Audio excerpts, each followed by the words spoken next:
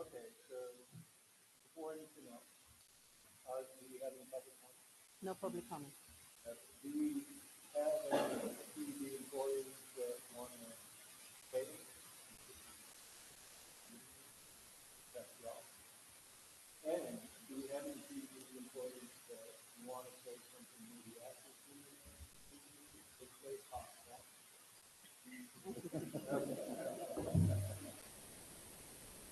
Verify. Yeah, you got to turn on microphones. There we go. Okay, so no public comments. Oh, a quick note. I noticed Alex signed the agenda for us. He didn't say for Joseph, but just a small detail. We probably have enough people signing agendas for other people that we should have like a backup line somehow. But okay, so moving on. First item for discussion is the presentation and discussion of the Brownsville Public Utilities Board Group Health and Dental partially self-insured plans and rates for policy year 2024.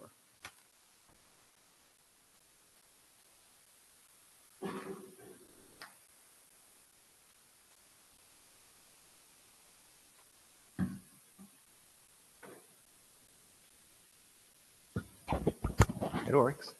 There we go. Well, committee chair, board members, good afternoon. My name is Sergio Delgadillo. I'm the compensation benefits manager. So for policy year 2023, which is our current year, the board of directors selected Blue Cross Blue Shield and authorized general manager, the chief executive, to negotiate a contract with Blue Cross Blue Shield. The negotiations resulted in a decrease in rates and actually additional benefits to our insurance. For example, the virtual visits, which was a great benefit that we added. So VPB moved forward with a 3-year period contract. VPB's option to renew at the end of each year. This is the second year that we're renewing that agreement, should that be approved. So on the slide, you're going to see that we have a health fund. That health fund, although it's noted 5.1 million, the actual cash available is 3.89 million. So that was a little change, or a big change of $1 million. I accounted for some transactions. So the actual cash in hand is 3.89 million under the health, and under the dental, it's $1.14 million.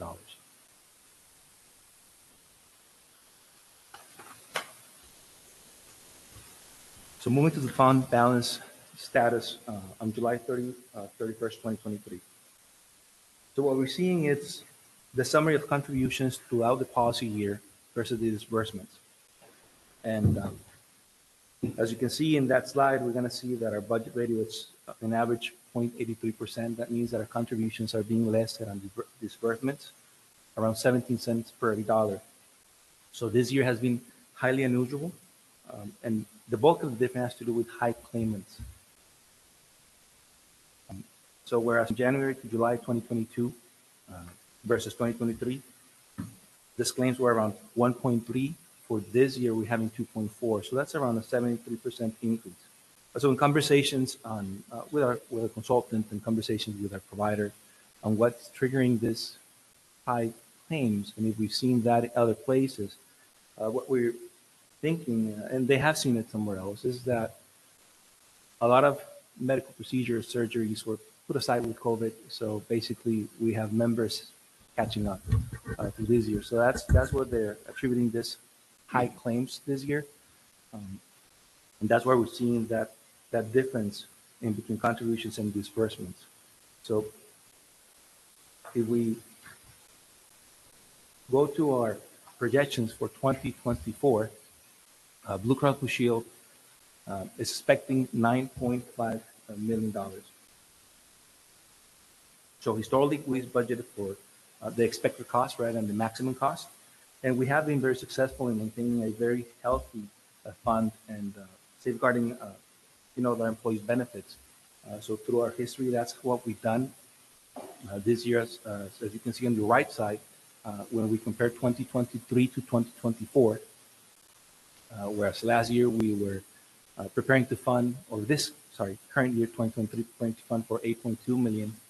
For 2024, we're seeing a need to fund for 9.5 million, which is the expected total cost projected by Blue Cross Blue Shield for policy year 2024.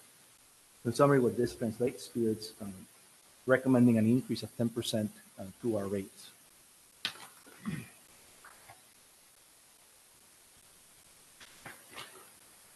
So what we're seeing in this slide, it's a little bit more detail of the calculations. On your left side, again, you're going to see 2023, which is our current year, and ability based on the same projections that happen every year from Blue Cross Blue Shield. We saw our liability at $1.1 million, and our contributions were expected to be $8.28 million. So we had a liability that was a credit. So in fact, we were expecting a healthier fund, an increase to our fund this year, whereas we've seen that we're on the other side of the spectrum where our disbursements have been higher than our contributions. So on your right side, you can see exactly how that fund is going to be built so we can cover that expected liability.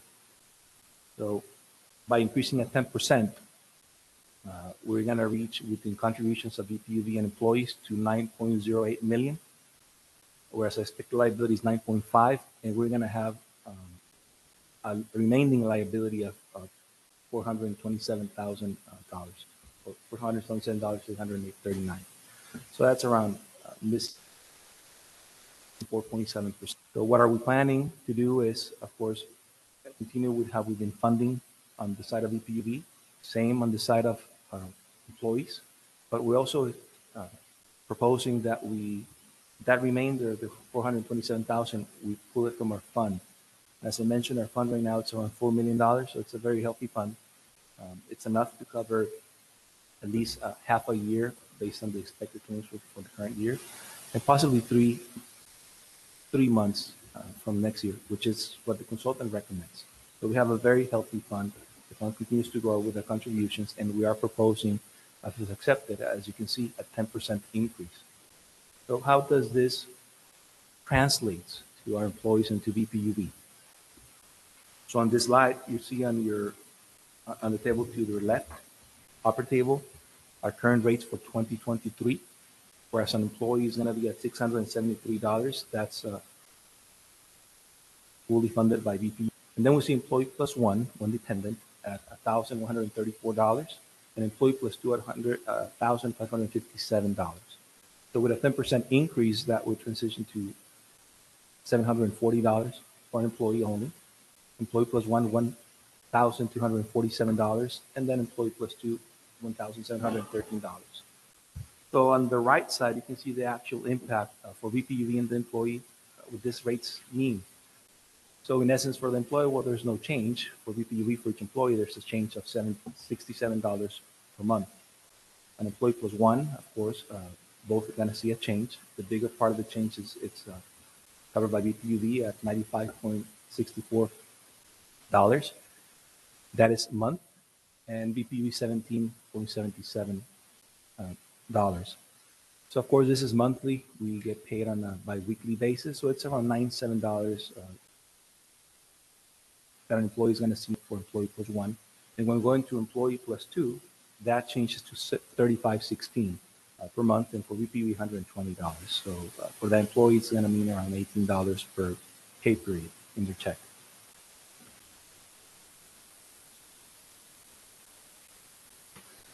Oh, this is not moving, I'm sorry. There we go. So what you're seeing right now is the historical increases since 2016.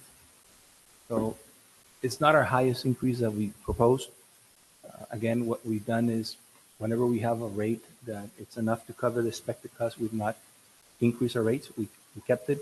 And if it surpasses that expected cost, we kept it as well. Said it backwards, I'm so sorry, I'm going to rephrase. So what we've done in the past, as you saw in the slide before, is when our rates are enough to cover the expected cost, we kept them. If we can do some improvements to our plan,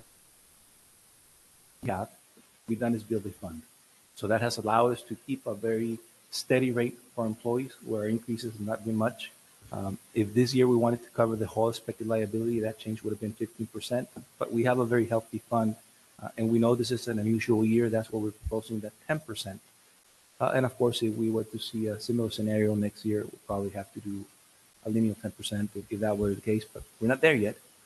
We're at the point that this year, a 10% would get us very close to covering the expected liability, and we have enough in our health fund that we can cover any excess.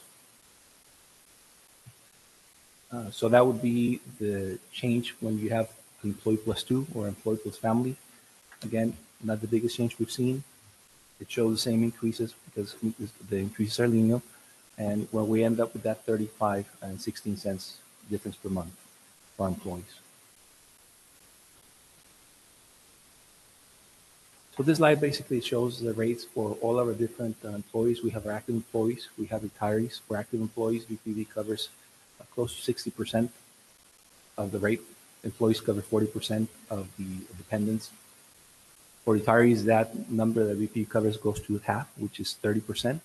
And of course, retirees cover that 70% remaining.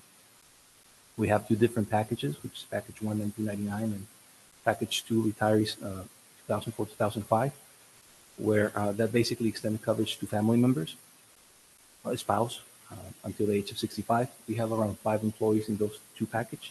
So that's slowly transitioning out of our plans. And at the end, the COBRA rates, as you see there, that's the COBRA, that's the recommended rates directly transposed from our projection from Blue Cross Blue Shield, plus a 2% administration fee, which is what the law dictates for that COBRA benefit.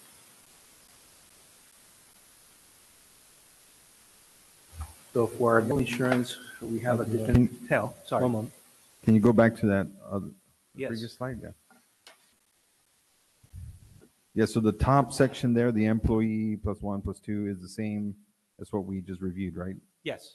And then the retirees, can you elaborate there? I'm not familiar with that. Yeah, so BPUV offers for eligible retirees, that is employees that have worked for BPUV for 20 years and are age of 55, or 30 years of work and at any age, or 5 years and age of 60, offer health benefits for them until they reach the age of 65. So whenever they retire and they have access to this benefit, of course, BPU will pay for their health benefit 100%. But if they choose to elect to add a family member of their family, then those will be the rates that apply to them. For active employees, BPUV covers 60%, or BPUV covers 30%. So the remaining part is covered by the employee or the retiree. What you see on the screen under dependent, under BPUV, that's the side that BPUV pays for them of that differential in between the cost for employee only and the cost for employee plus dependent.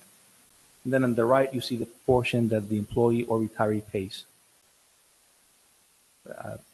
Hope that answered the question.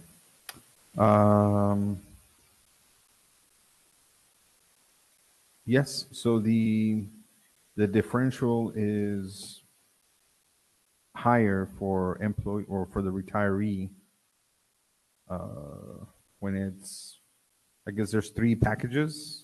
Well, that's historical data, the 1999. Yes, that's where I was saying that we still have around 5 employees left in those packages. Okay. I'm sorry, I was referring to the first box. When I The was top providing one. the explanation Yeah. on that part. Yes, those are exactly how the packages were signed for them. So that's what it continues to apply. Okay. Do we have a pretty healthy amount of retirees? We have around 64 retirees that are receiving benefits. So that would be I can't remember exactly what packages they belong to, but most of them have employee only. And we have maybe around 20 of them that have some dependents. 20, I would say. It would be interesting to ask the question to our employees when they think about whether they want to stay with BPUB or not, if this factors into their decision. It is a benefit we offer. It does cost us money. I don't think it's a bad benefit, but in fact, I think it's a great one. But yeah, if it's not helping us retain employees, it's something that we should talk about. Not at all suggesting, in case anybody is upset, not at all suggesting we cut it. I'd just like to know what its effect is. So of course, we need to survey to see what everybody thinks, right? But we do see under the HR department, employees actually ask when they would be eligible for this benefit before making a decision on the retirement. So if they're 15 years, so when am I able to retire and keep my health benefit? So that is something that we usually hear from employees when they're thinking of retirement, making sure they'll have access to that health benefit. Okay, but what about when they're debating staying with PUB versus going to some lesser utility? Out of retirement, you mean, correct? Yeah, That's a completely different question. it would just be interesting to know. That's a completely different question. Do we have any idea? I don't know if we're able to access this data or not. What type of claims are made this last year, and if they'll be reoccurring or not? Under the high claimants, you mean that is what costs the main difference, or in general? We have Yeah. access to all the claims by category. So you High guys claims. can tell if it's like cholesterol medication, which should probably be recurring, versus Yes. Yes. facial surgery, which hopefully won't. We can tell, of Okay. course. And we do have a program that's called Blue Cross Blue Shield Rewards, or Member Blue Insight Rewards. And we're looking farther into that program because that actually gives employees are rewarded if they choose to use certain services that will bring benefits to them, savings, and rewards in terms of money going back to them as a check, but also to BPUD. So we have that already signed up, Okay. and we're planning to improve that. And that's focused pretty much critical conditions where if you choose certain provider access discounts. All right, so I'm going to proceed with the dental insurance funding analysis. So of course, this it's a very different story than our health insurance. So last year, we did do a lot of positive changes to our dental. For dental insurance, we increased our annual maximum from 3,000 to 4,000. We removed waiting periods for endodontic, periodontic, crowns, inlays, overlays. So again, our program before, you had to be 12 months in before you can use any of those services that I just mentioned. And the max amount that we would pay would be 3,000. So that changed to 4,000. And of course, even though we improve our plan, our expected claims is pretty much around the same level. It increased by around 30,000. But again, our rates are enough to fund that at 100%. We no need to use our fund. So for the dental, we're not proposing any changes. On your right slide, you can see that for policy year 2023, we budget a program to fund 481,000. For policy year 2024, we're not changing our rates. We're not lowering them. We're keeping as is. And we're expecting to fund 482,000. So what happens when we see these trends is that we're able to figure out benefits to our plan. But of course, we need to make sure that this trend is consistent, that we can make a decision at that source. Last year, that was the case. This is the first year that we see these changes. We need to see how this policy year 2024 behaves to see if we can propose any changes for policy year 2025, where it increases a little bit. So in general, our next slide is going to show, again, what our expected liability was for 2024 at 423,000, where we were adding annual contributions of 481, as I just said in the slide before, and we had a liability as a credit 57,000. Here, we're in the same exact scenario, only that our liability as a credit, it's decreasing by 20,000, going to 31,000. But again, very positive for our dental benefit.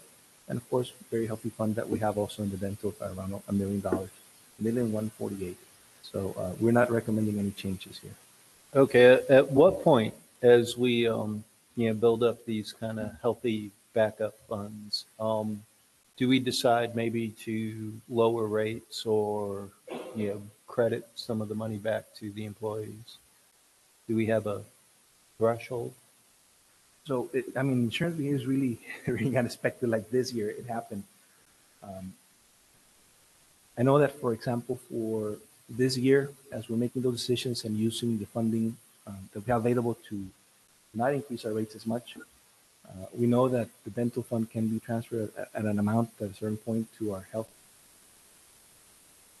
That it could be, so that's a little bit of silver lining. But if things continue the same, we can potentially continue to increase our programs. We need to make sure that our expected claims continue the same, where we can see that decision. And of course, depending on what you're wanting to improve, you're going to have an expected cost to it, and you need to see if you can or cannot afford, like increasing that 4,000 to 5,000 maybe next year, or 6,000. But we'll need to run numbers exactly to see how that impacts. No, that's fair. I just would hate to continue to build up a fund, where we have $10 million for dental. And so just something I was wondering is, do we have a trigger threshold where something happens if we exceed a certain value? We do not. We don't have a threshold on funds. Okay. Well, it's something I suggest we watch closely.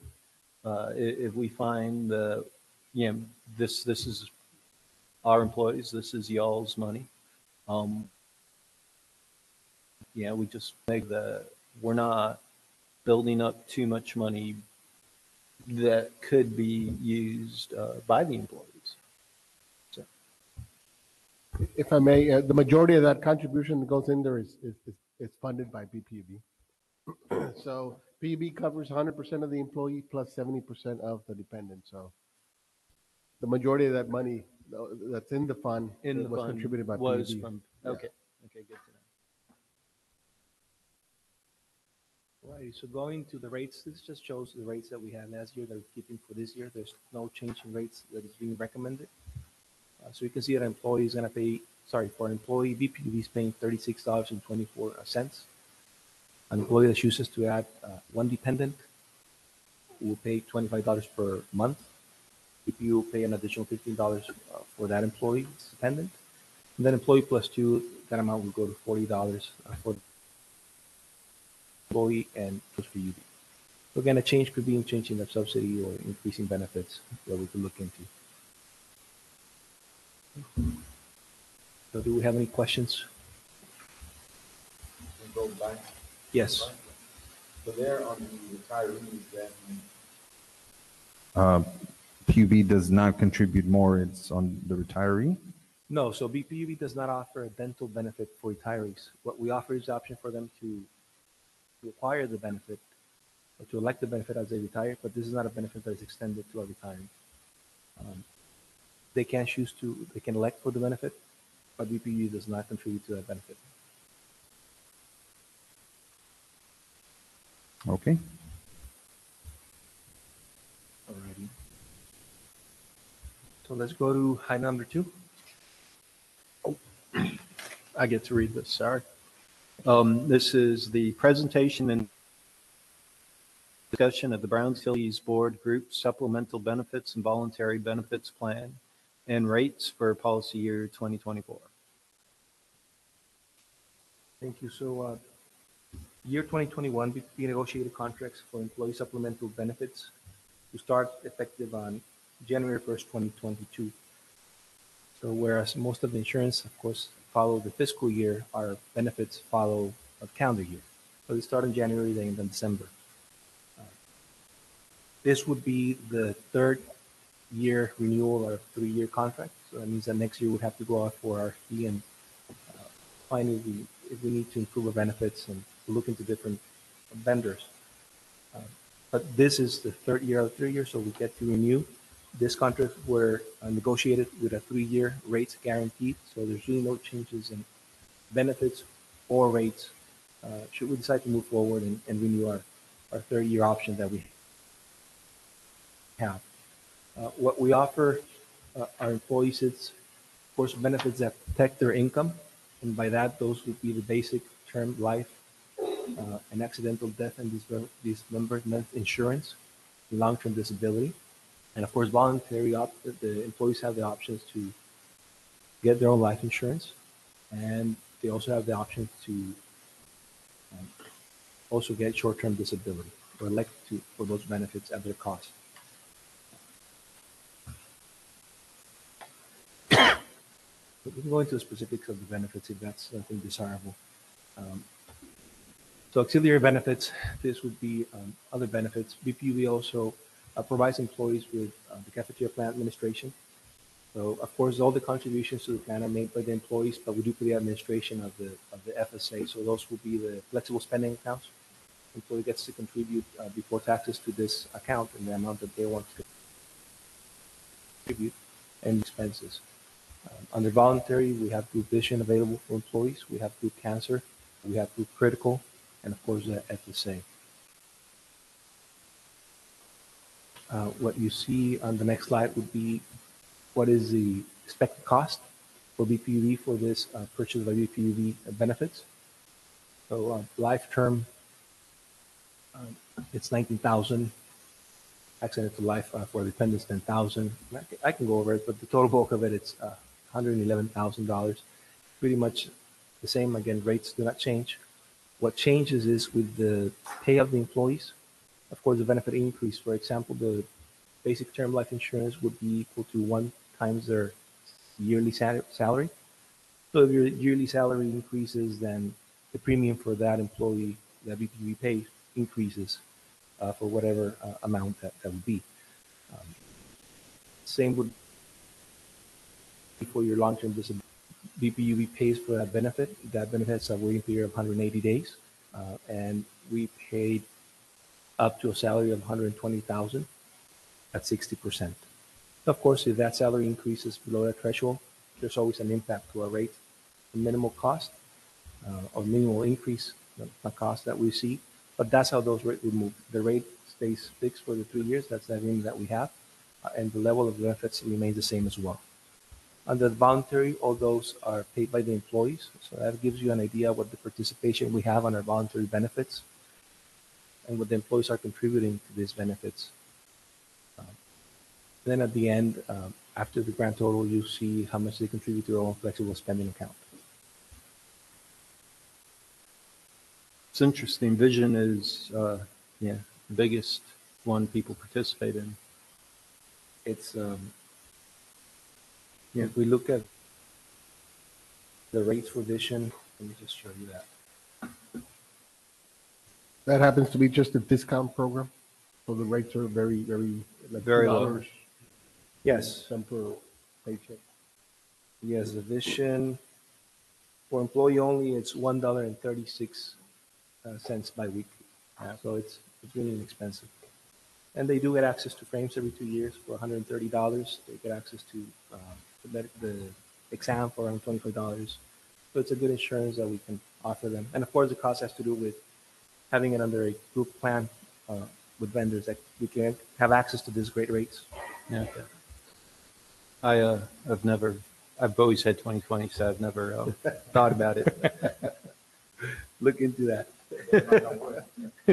Righty. Well, Can you go back to Here's a previous slide. Yep. So what's the, is the FSA the flexible spending account? It's cafeteria operation? that's basically what it's called under the IRS. And, Okay. It's that card that employees get when they can have access to put some money before taxes and be able to use it towards medical expenses. So that's all their money that they're contributing. Our part, which is in the upper part of the cafeteria plan, is around $895 per month for the administration. We pay $2.35 per each employee per month for each employee that elected that benefit. So that would be the part that BPUV contributes, and the rest it's employees' money. Do they also have access to the, what is it, the HSA? The health spending account? HSA. No, because that will depend on your healthcare plan. And so normally that is associated with the high deductible healthcare plan, which doesn't seem to be what they have? Yeah, so Yeah. spent way too much time worrying. Yeah, about we don't healthcare. have an option of a high deductible and low deductible of what you talked. The HSA plan is have, I'm sure, probably other places as well here, but we could look into our future for some other, options to do something like that and to look into it and revamping what other in the industries are offering. I know that tends to be a great plan for young people. That might be just a question to ask. It doesn't hurt. We do have a flexible spending account, not the HSA, and if I recall correctly, I'm not the expert on this, but you either participate in one or the other kind of type of thing. Right. You can do one or the other. Okay.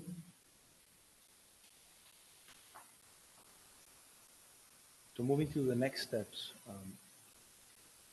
So if we're in agreement with what we're proposing, the next step would be to present to the Board of Directors an item for consideration and possible action for approval of the BPB Health and Dental Partially Self-Insured Plan and rates. We would have to take the item for consent to renew the supplemental benefits and voluntary contracts and authorize the BPB General Manager and CEO to designate a time period for open enrollment for policy year 2024. Okay, and so you guys have been happy with the groups we've been working with?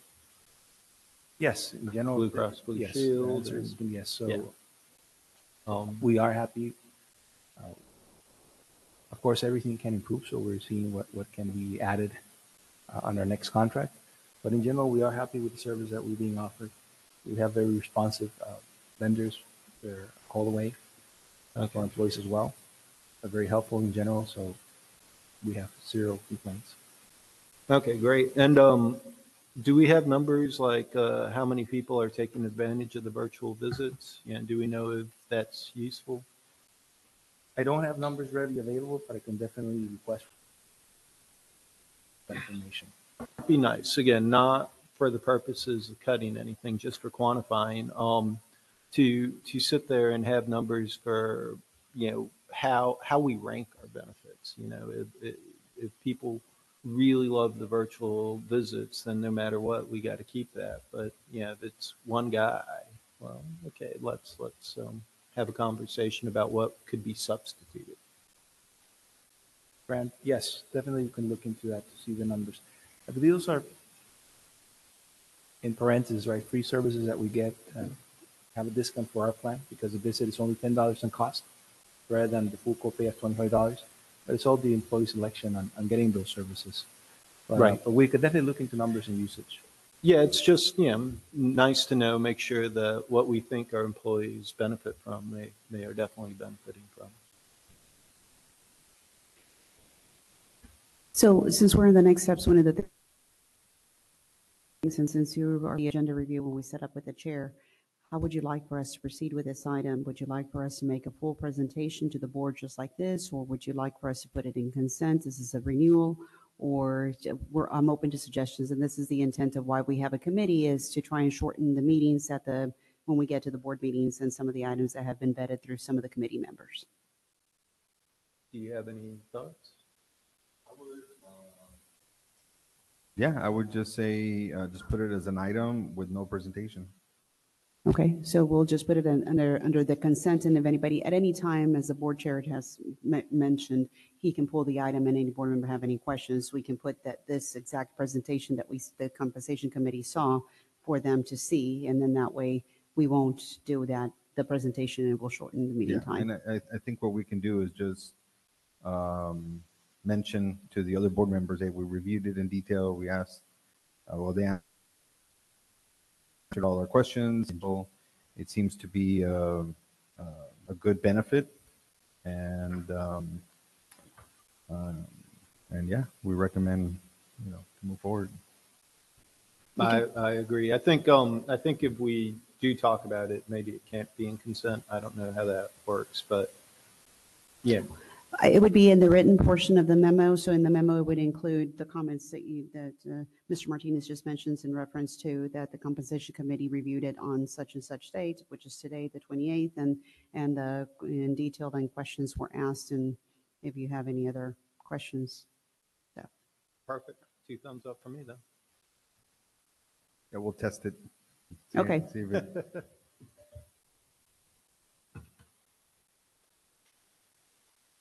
That concludes my presentation.